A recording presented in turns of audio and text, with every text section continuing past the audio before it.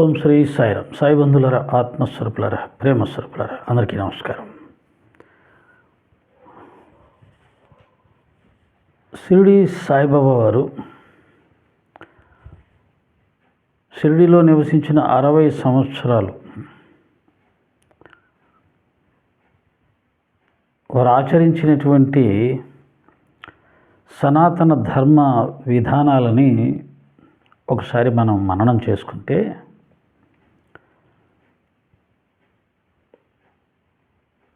వారు ఎక్కడి నుంచో వచ్చారనేది ఎవరికీ తెలియదు. ఫకీర్ వేషంలో ఉన్నారు. వారు వేసింది ఫకీర్ వేషం. ఆయన ఫకీరు కాదు, ముస్లిం కాదు. ఆయన ఏ మతానికి సంబంధించిన వారో ఎవరికీ తెలియదు. సచ్చరిత్రలో ఆ విషయం చాలా వివరంగా ఉంది. చాలామంది ప్రయత్నం చేశారు. ఎంత ప్రయత్నం చేసినా చివరి వరకు కూడా వారు ఏ జాతికి చెందినవారు, ఏ వర్గానికి చెందినవారు, వారి తల్లిదండ్రులు ఎవరు అన్న విషయం ఎవరూ కూడా కనుగొనలేకపోయారు అని హేమాడ్ పంత్ గారు క్షుణ్ణంగా రాశారు. మనకు కూడా తెలుసు, వారు 16 సంవత్సరాల బాలుడిగా వేప చెట్టు కింద ప్రకటమయ్యారు అని ఉంది. అంటే కనిపించారు. కనుక వారు ఉన్నప్పుడే 60 సంవత్సరాల పాటు ఎన్నో వేల మంది, లక్షల మంది వారి దర్శనానికి వచ్చారు. వారిలో ప్రభుత్వ అధికారులు ఉన్నారు. దాసగను మహారాజు లాంటి పోలీసు ఆఫీసర్స్ ఉన్నారు, సబ్ కలెక్టర్స్ ఉన్నారు, బ్రిటిష్ వాళ్ళు ఉన్నారు. ప్రత్యేకంగా బ్రిటిష్ గవర్నమెంట్ వారి మీద నిఘా పెట్టి ఒక పోలీస్ ఆఫీసర్ని పంపించడం జరిగింది. ఇవన్నీ ఉన్నాయి. ఇంతమందికి ఆ రోజుల్లో 60 సంవత్సరాల పాటు కూడా వారి తల్లిదండ్రులు జన్మరహస్యం తెలియకుండా ఉంటే, వారు సమాధి చెందిన 100 సంవత్సరాల తర్వాత ఇప్పుడు ఉన్నటువంటి వారికి వారి తల్లిదండ్రుల గురించి, వారి మతం గురించి తెలిసే అవకాశం ఉందా? ఏ మూర్ఖుడైనా అటువంటి అవకాశం ఉంటుందని నమ్ముతాడా? నమ్మరు. ఒకవేళ ఎవడైనా మూర్ఖుడు అన్నా కానీ ఏ మూర్ఖుడు నమ్మడు. ఏ మూర్ఖుడు అనడు, చెప్పడు. ఏ మూర్ఖుడు నమ్మడు. అన్నవాడు మూర్ఖుడే, నమ్మిన వాళ్ళు మూర్ఖులే. బాబాగారి తల్లిదండ్రులు ఫలానా అని కానీ, బాబాగారి జన్మరహస్యం ఫలానా అని కానీ చెప్పినవాడు మూర్ఖుడే, విన్నవాడు మూర్ఖుడే. ఓకే, ఎందుకని? ఇంతకుముందు చెప్పినట్టుగా వారు షిరిడీలో శరీరంతో తిరగాడిన 60 సంవత్సరాల పాటు వేలాది మంది, లక్షలాది మంది వచ్చి చూసి వెళ్ళారే, వాళ్ళెవ్వరికీ ఆనాడు తెలియనిది ఈరోజు ఎలా తెలుస్తుందండి బాబు? దాదాపు 180, 190 సంవత్సరాలంటే 200 సంవత్సరాల క్రితం పుట్టిన వారికి తల్లిదండ్రులు ఎవరో ఇప్పుడు కనుక్కుంటారా? అప్పుడు కనుక తెలిసి ఉంటే ఇప్పుడు కూడా కనుక్కోవచ్చు. ఎందుకంటే వారితో పాటు జన్మించినటువంటి రామకృష్ణ పరమహంస గారి తల్లిదండ్రులు వివరాలు ఉన్నాయి, వారు జన్మించిన ఊరు వివరాలు ఉన్నాయి, వారు జన్మించినటువంటి ఇల్లు కూడా ఇప్పటికీ ఉంది. చాలామంది ఆ ఇంటికి కూడా వెళ్ళి దర్శించి వస్తుంటారు. కాబట్టి అదేం పెద్ద విషయం కాదు. కానీ ఆనాడు వారు చెప్పని, వారితో పాటు ఉన్న వాళ్ళకు ఎవరికీ తెలియని రహస్యాలు, వారితో పాటు 60 సంవత్సరాలు ఉన్న వారికి ఎవరికీ తెలియని రహస్యాలు ఇప్పుడు మీకు నాకు తెలుసుకునే అవకాశం ఉంటుందా? ఎంత పిచ్చి వ్యవహారం అది. కాబట్టి వాడెవడో ఏదో చెబితే అది పట్టుకొని మనం కూడా వేళ్లాడడం అనేది, అలాగే దాని మీద చర్చలు జరపడం అనేది కూడా చాలా అసంబద్ధమైన విషయం అనిపిస్తుంది. చర్చలు చూస్తుంటే కూడా ఆశ్చర్యం వేస్తుంది. బాబాగారి గురించి తెలియని వాళ్ళు ఓకే, కానీ తెలిసిన మనం బాబాగారు ఎవరు అనేది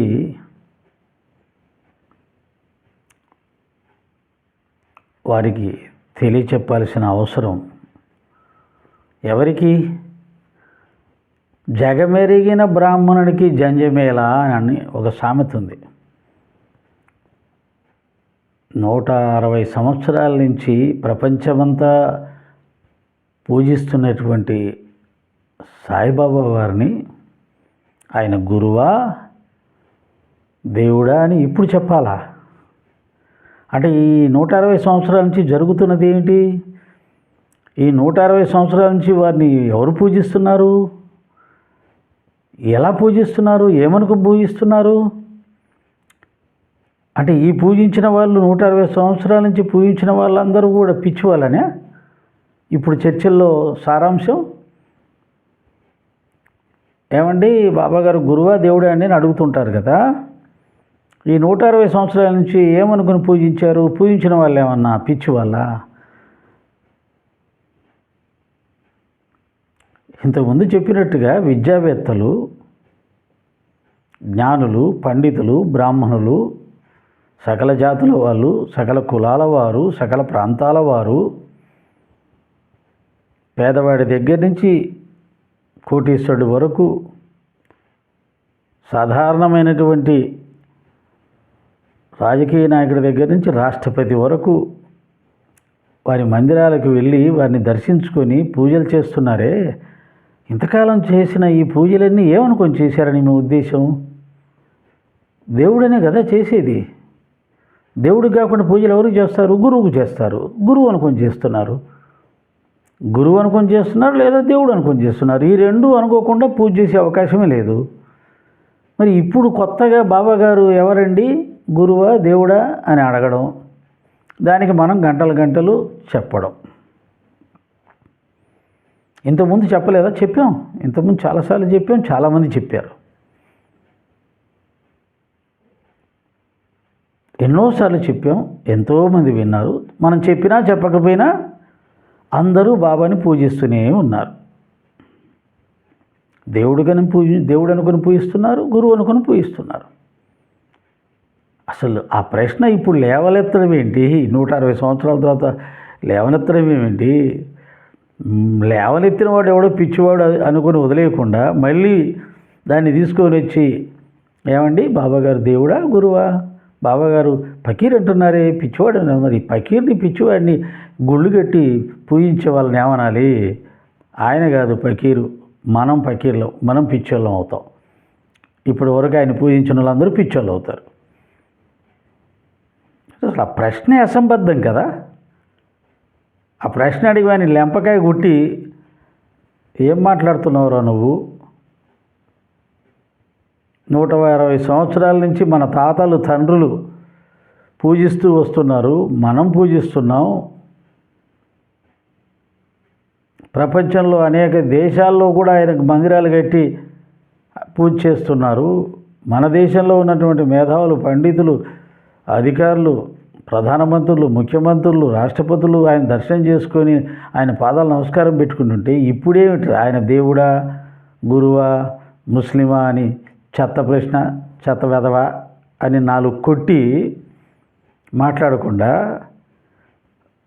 వాడెవడో పిచ్చివాడు వాగితే దాన్ని పట్టుకొని రోజుల తరబడి చర్చలు, గంటల పడి చర్చలు, ఓ టీవీ ఛానళ్ళన్నీ మోగిపోతూ ఉన్నాయి. ఆలోచించండి ఒకసారి.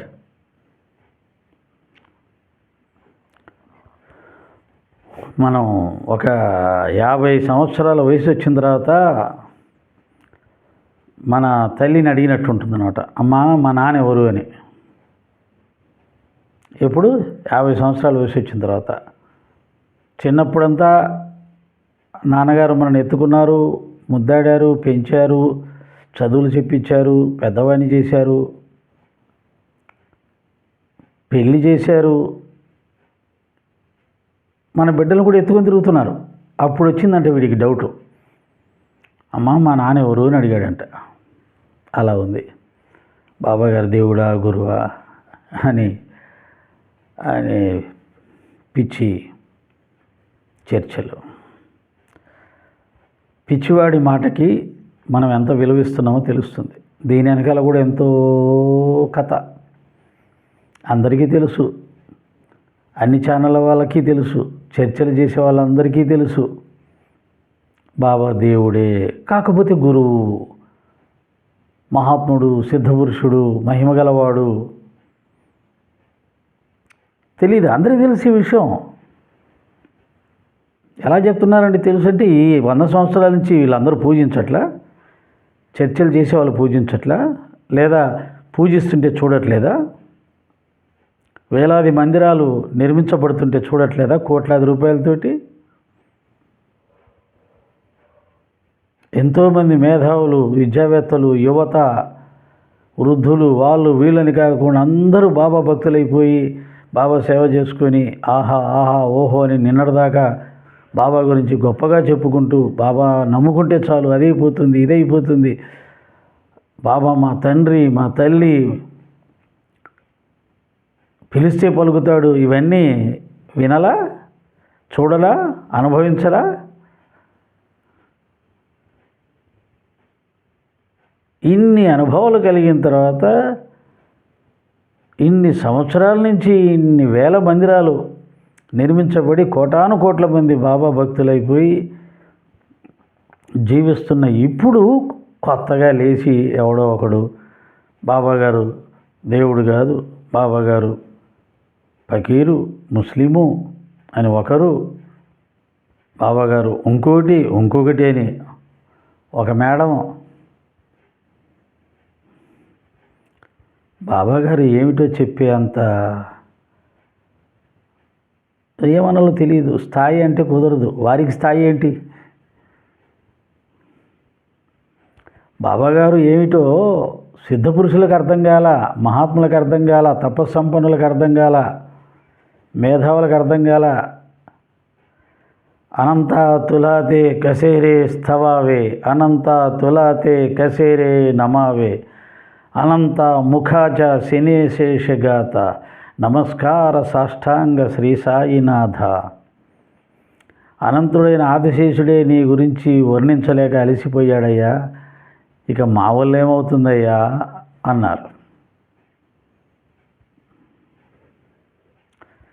సదా సత్స్వరూపం చిదానందకందం జగత్సంభవస్థాన సంహారహేతుం స్వభక్తేచ్ఛయా మానుషం దర్శయంతం నమామీశ్వరం సద్గురుం సాయినాథం అన్నాడు ఉపాసని బాబా, మెహర్ బాబా గురువు. మా అన్నగారికి నా నమస్కారాలతో ఈ టెంకాయ అప్పచెప్పండి, ఈ తమ్ముడిని మర్చిపోవద్దని చెప్పండి, నా మీద ఎల్లప్పుడూ కూడా దయ చూపమనండి అన్నాడు అపర దత్తాత్రేయ స్వరూపుడైనటువంటి వాసుదేవానంద సరస్వతి వారు.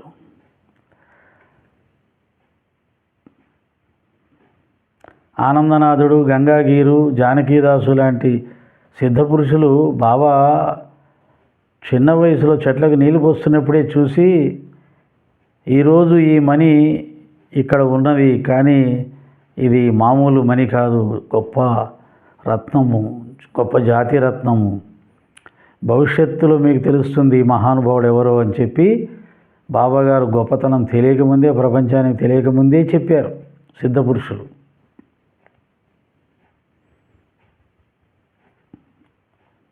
భారత జాతీయ కాంగ్రెస్ అధ్యక్షులు, స్వాతంత్ర పోరాట సమరయోధులు బాలగంగాధర తిలక్ బాబా దగ్గరికి వచ్చి బాబా అనుగ్రహం ఆశీర్వాదం పొంది, దేశానికి స్వాతంత్రం ఎప్పుడు వస్తుంది బాబా అంటే గాంధీ అనేవాడు ఉన్నాడు, అతడు ఆ పనిని సాధిస్తాడు అని ఆ రోజే చెప్పాడు బాబా.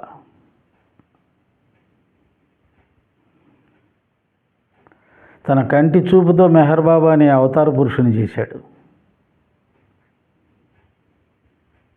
వెంకయ్యస్వామి గారి నాలుక మీద బీజాక్షరాలు రాసి అవధూతం చేశాడు.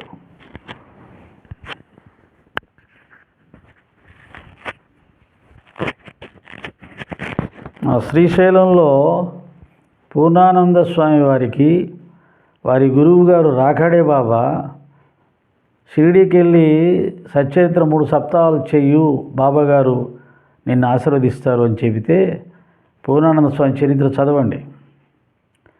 పూర్ణానంద స్వామి చరిత్ర చదవండి. అపర శివావతారం. షిరిడీకి వెళ్ళి 3 సప్తాహాలు చేశాక బాబాగారు స్వప్న దర్శనం ఇచ్చి శ్రీశైలంలో వెళ్ళి తపస్సు చేసుకో అని చెప్తే అక్కడికి వచ్చి స్థిరపడ్డారు. అపర శివావతారంగా భావిస్తారు. ఇలా ఎంతోమంది సిద్ధపురుషులకే దారి చూపించినటువంటి వాడు, ఎంతోమంది సిద్ధపురుషుల్ని తయారు చేసినటువంటి వాడు. బాబాగారి స్థాయిని ఏమనాలి, ఎవరు 30-40 సంవత్సరాల నుంచి వారి చరిత్ర చదువుతూ, వారి ఆరతులు చేస్తూ, వారి ఆరాధనలో ఉంటూ, వారిని ప్రేమిస్తూ తపిస్తూ ఉన్న వాళ్ళకి ఆయన ఏమిటో అర్థం కాక ఇంకా ఇంకా తెలుసుకోవాలని ప్రయత్నం చేస్తూనే ఉన్న వాళ్ళు ఉన్నారు.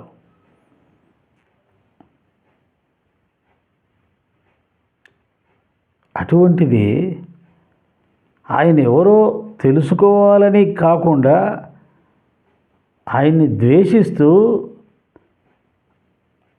సమాజంలో ఆయన గురించి చెడు ప్రచారం చేయాలని చూసే మీకు బాబా ఎలా అర్థమవుతాడు? అసలు మీకు బాబాని అర్థమయ్యేలా చెప్పాలని కూడా మా మూర్ఖత్వం కదా.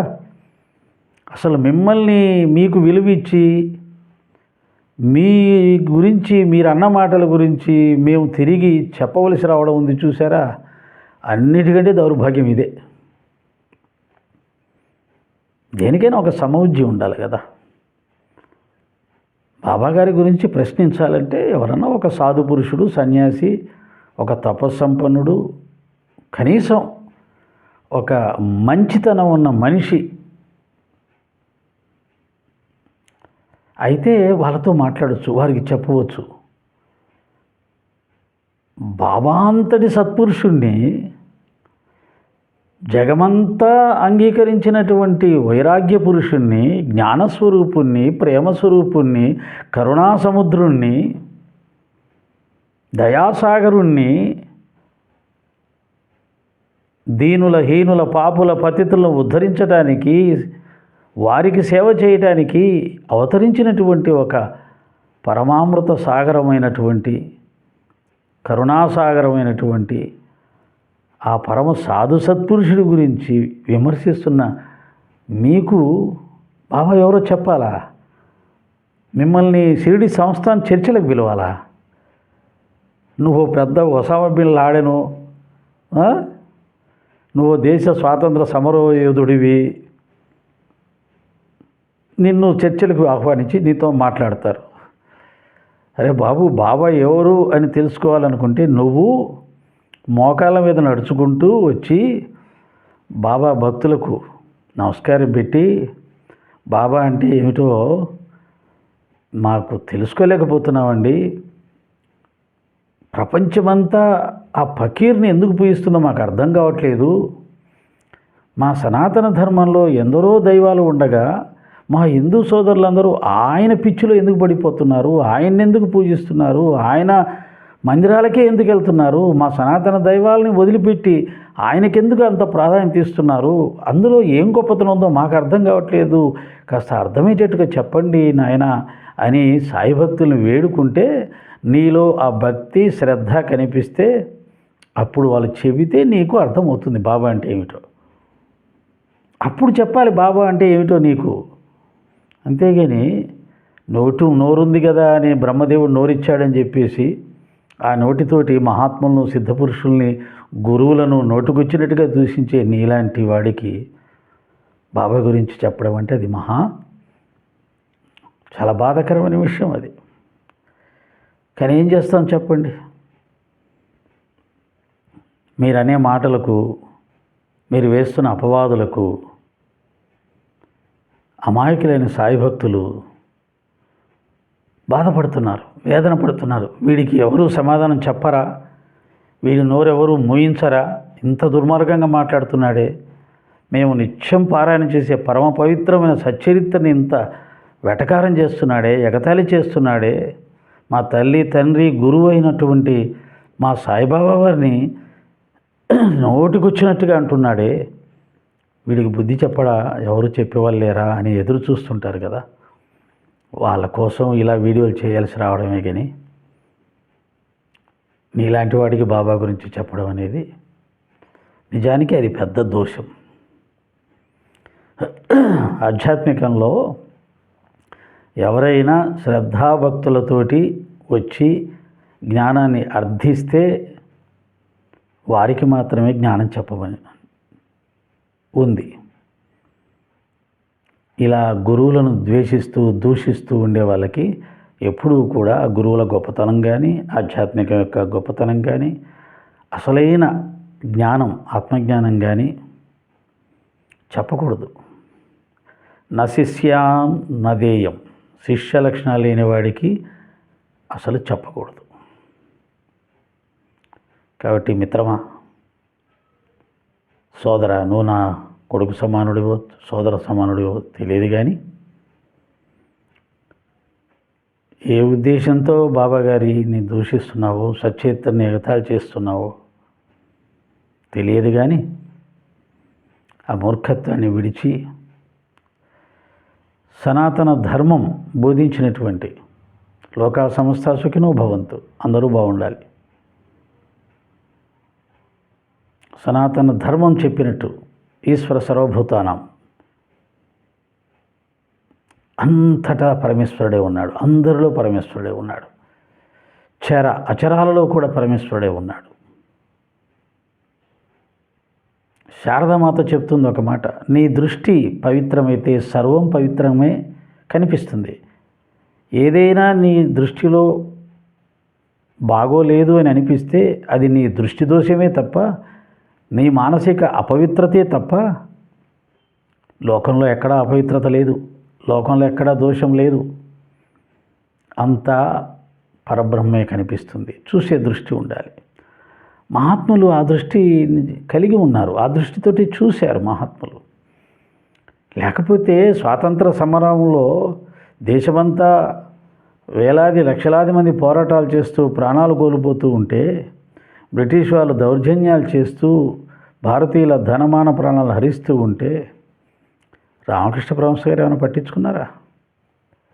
స్వామి వివేకానంద గారు ఏమన్నా రాజకీయాల్లో దిగి స్వాతంత్ర పోరాటం చేశారా? రమణ మహర్షి గారు ఏమైనా స్వాతంత్ర పోరాటం చేశారా? బాబా గారు చేశారా?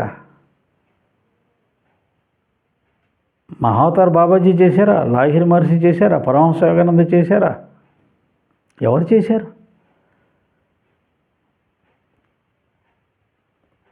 పరమాత్మ సాక్షాత్కారం పొందిన మహానుభావులకి మంచి చెడు ఏం లేదు, అంతటా ఆయనే. ఈ జగత్తంతా కూడా ఒక నాటకంలా కనిపిస్తుంటుంది. సూత్రధారిగా పరమేశ్వరుడు నారాయణుడు వెనకాల ఉండి పాత్రధారుల చేత తాళ్ళు గట్టి ఆడిస్తుంటే ఒకడు చెడ్డవాడు, ఒకడు మంచివాడు.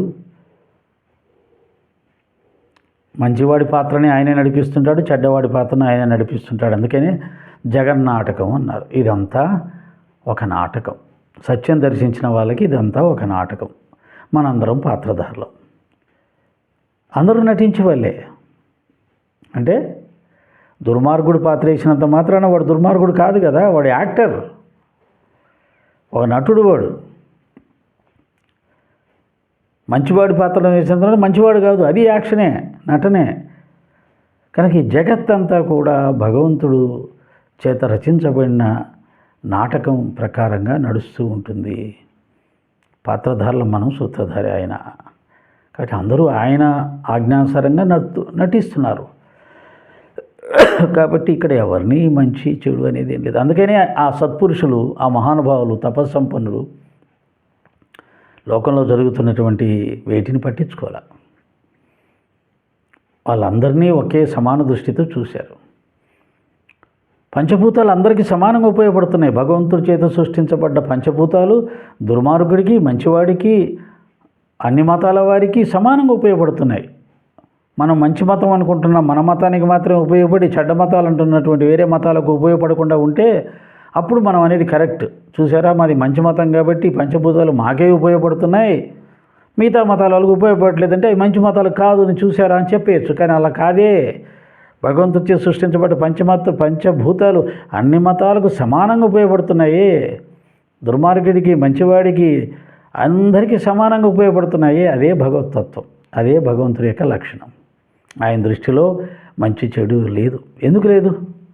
ఇదంతా తన చేత నడపబడుతున్న నాటకం కాబట్టి.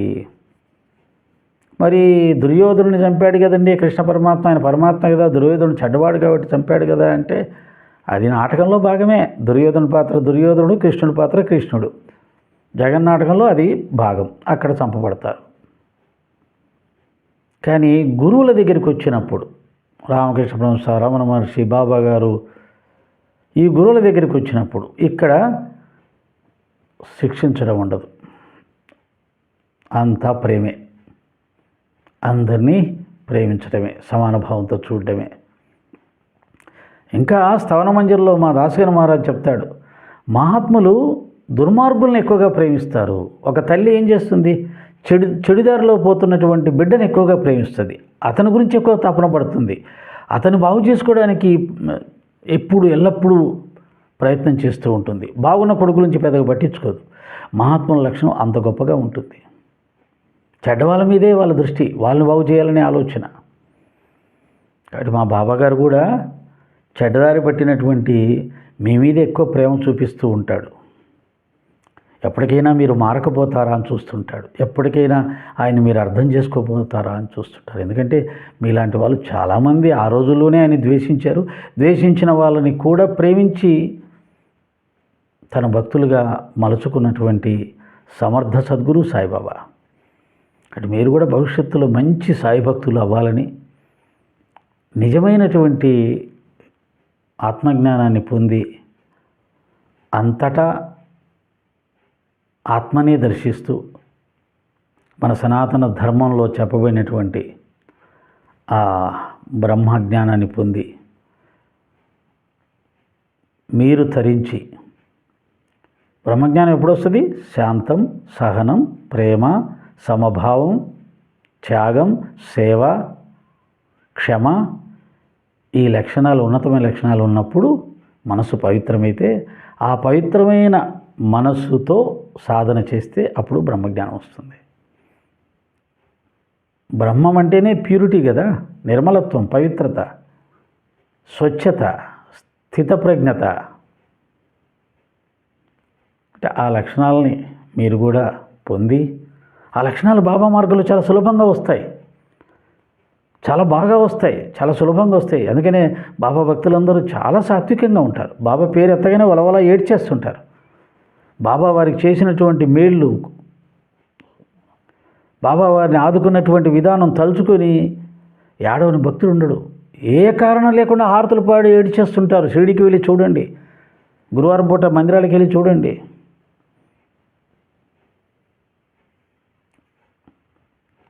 ప్రేమస్వరూపుడు బాబాగారు. ఆయన ప్రేమకి భక్తులు పడిపోయారు. తిరిగి ఆయన్ని ప్రేమిస్తూ ఆ ప్రేమలో లయమైపోతూ ఆనందిస్తున్నారు.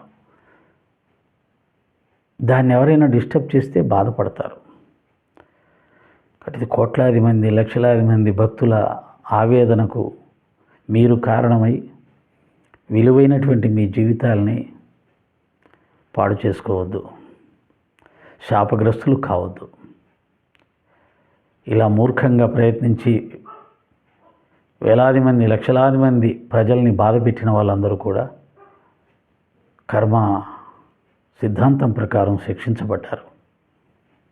వాళ్ళందరూ గొప్పవాళ్ళు, మనం చాలా చిన్నవాళ్ళం. జలుబు చేస్తే 10 రోజులు తట్టుకోలేక బాధపడేవాళ్ళం. నీళ్ళ విరోచనాలు వస్తే మంచం మించి లెగలేని పరిస్థితిలో పడిపోయేవాళ్ళం. జ్వరం వస్తే 4 రోజులు లెగలేని పరిస్థితిలో ఉండేవాళ్ళం. మనమెంత, మన బ్రతికెంత, మన బలం ఎంత? అహంకారం పనికిరాదు. సాధు సత్పురుషుల దూషణ పనికిరాదు. గురువుల దూషణ పనికిరాదు. అది మన సనాతన ధర్మం పద్ధతి కాదు. బాబా ముస్లిం కాదు. బాబా ముస్లిం అనుకొని మీరు ద్వేషిస్తుంటే అది వదిలేయండి, అది మర్చిపోయండి. కాదు, ఆయన సాక్షాత్తు దత్తాత్రేయ స్వామి ఆయన. కాబట్టి ఇంత వైభవం. ఏ గురువులకు లేని వైభవం ఆయనకెందుకు వస్తుంది? మన సనాతన ధర్మానికి సంబంధించినటువంటి దైవమైతే ఆ వైభవం వస్తుంది, కానీ వేరే వాళ్ళకి ఎలా వస్తుందండి ఆ వైభవం? వేరే మతస్థులకి ఆ వైభవాన్ని కట్టబెట్టే అంత పిచ్చి వాళ్ళ హిందువులు? అంటే హిందువులంత పిచ్చి వాళ్ళని చెప్పదలుచుకున్నారా మీరు? కాదు, ఆయన దత్తాత్రేయుడు. సచ్చరిత్రలో క్లియర్గా చెప్పబడింది ఆయన దత్తావతారం గురించి.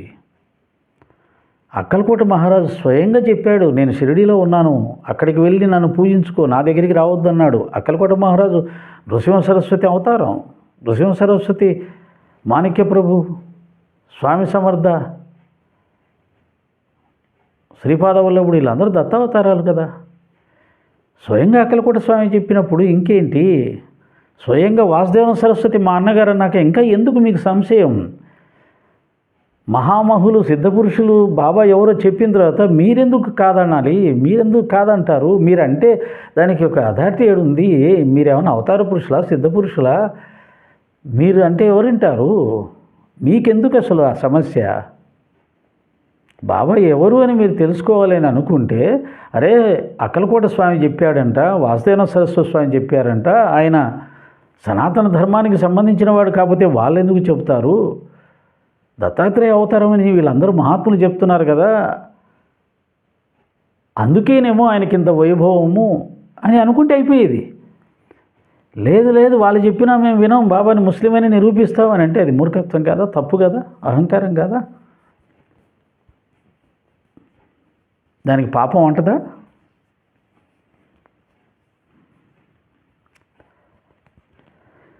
సరే, నేను ఎప్పుడు వీడియో చేసినా మీలో మార్పు రావాలి, మీరు చేస్తున్న తప్పును మీకు తెలియజెప్పాలి.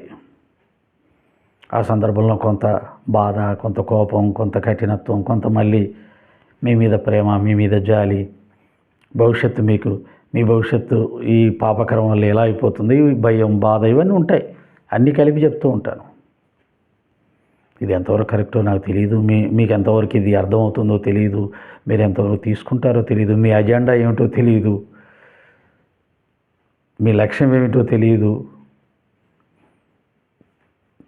ఏదైనా బాబా భక్తుడిగా అందరూ బాగుండాలి అనుకునే ఒక ఆలోచనలో నుంచి, మీరు కూడా బాగుండాలి అనే ఒక ఆలోచన నుంచి ఈ వీడియోలు ఇలా చేస్తూ ఉన్నాను.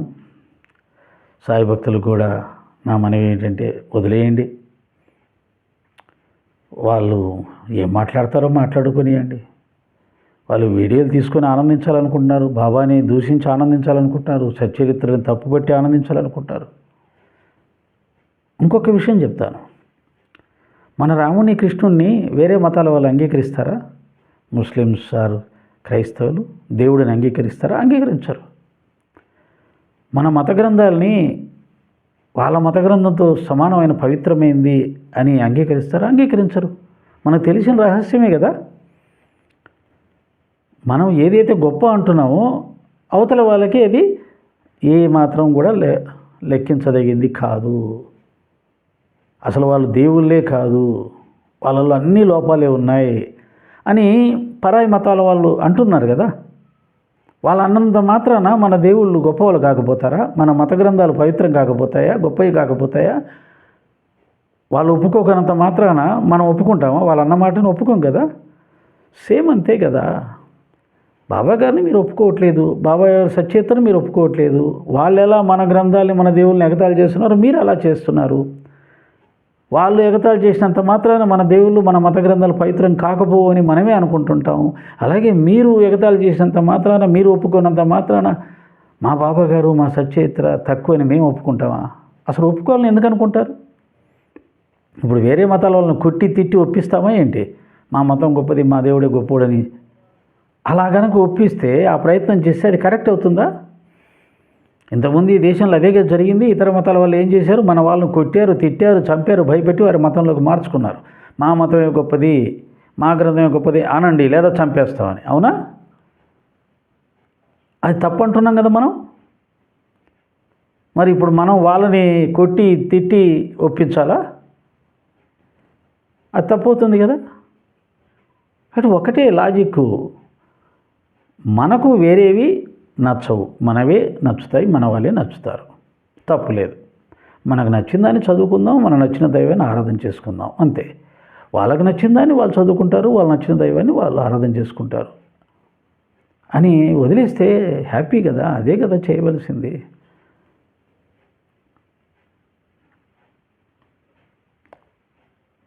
అందరూ నా దైవాన్నే పూజించాలి, అందరూ నా గ్రంథాన్ని చదవాలి అనే కాన్సెప్ట్ నుంచి వచ్చిందే కదా తీవ్రవాదం, లేదా ఇంకా ఇతర ప్రమాదకరమైనటువంటి పరిస్థితులన్నీ దేంట్లోంచి వచ్చాయి? నా దేవుడే గొప్ప, నా మతమే గొప్ప, అందరూ నా దేవుడిని పూజించాలి, నా మతాన్ని ఆశ్రయించాలి అనే కోరికలో నుంచే కదా ప్రపంచం అంతా అస్తవ్యస్తం అయిపోతుంది. మీరు కూడా వాళ్ళలాగా తయారైపోతారా? మీరు కూడా అదే మార్గంలో వెళ్తారా? మేమన్న దైవాన్నే పూజించాలి, మా మత గ్రంథమే చదవాలి, మేము చెప్పిన మత గ్రంథమే చదవాలి, మేము చెప్పిన దైవాన్ని పూజించాలి, మేము చెప్పిన పద్ధతులనే పూజించాలి. మీ ఇష్టం వచ్చినట్టుగా మీ దైవాన్ని మీరు పూజించడానికి లేదు, మీ గురువుని మీరు పూజించుకోవడానికి లేదు, మేము చెప్పినట్టు చేయాలి. ప్రపంచంలో కొంతమంది చేస్తున్న దుర్మార్గాల్ని మనం రోజు చెప్తున్నాం. అదే దుర్మార్గాన్ని మీరు కూడా చేయాలనుకుంటున్నారు, చేస్తున్నారు. ఇది ఎంతవరకు కరెక్టో మీరే ఆలోచించుకోవాలి. ఆ రాముడు, ఆ కృష్ణుడు, ఆ శివుడు, ఆ జగన్మాత, మా గురుదేవుడు సాయిబాబా వారు మీకు ఆ విధమైనటువంటి మంచి బుద్ధి ప్రసాదించి ఈ హిందూ మతంలో హిందువులే ద్వేషించుకుంటూ కొట్లాడుకుంటూ ఉండే పరిస్థితి రాకుండా ఉండాలి. అందరం కలిసి హిందూ మతంలో ప్రయాణం చేద్దాం. ఈ హిందూ మతంలోకి ఒక గురువు వచ్చినంత మాత్రాన, బాబా లాంటి గురువు వచ్చినంత మాత్రాన హిందూ మతానికి వచ్చే నష్టమే లేదు. హిందూ మతానికి సంబంధం లేని బౌద్ధ మతస్థుడైనటువంటి గౌతమ బుద్ధుని మన దశావతారాలు చేర్చుకున్నాం కదా. దేవుడే లేడని చెప్పిన గౌతమ బుద్ధుని మనం చేర్చుకున్నామే. పూజా విధానాలు ఈ హిందువులకు సంబంధించిన, సనాతన ధర్మానికి సంబంధించిన, హిందువులకు సంబంధించిన అన్ని ఆరాధన పద్ధతుల్ని, పూజా విధానాలను కొట్టిపడేసి ఒక కొత్త సిద్ధాంతాన్ని తీసుకొని వచ్చి కొత్త మతాన్ని స్థాపించినటువంటి బుద్ధుని మనం స్వీకరించి దశావతారాలు పెట్టుకున్నామే.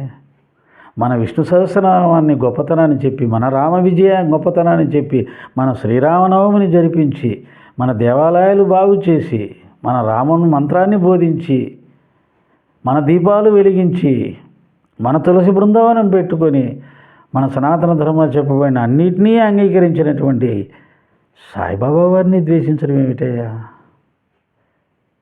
ఆలోచించుకోండి. ఆలోచిస్తే మీకే తెలుస్తుంది మీరు చేస్తున్న పని ఏమిటో. ఏదేమైనా మన హిందూ మతానికి మరొకసారి ఇబ్బందులు సృష్టించొద్దని మనవి చేస్తూ సెలవు. సాయిరాం.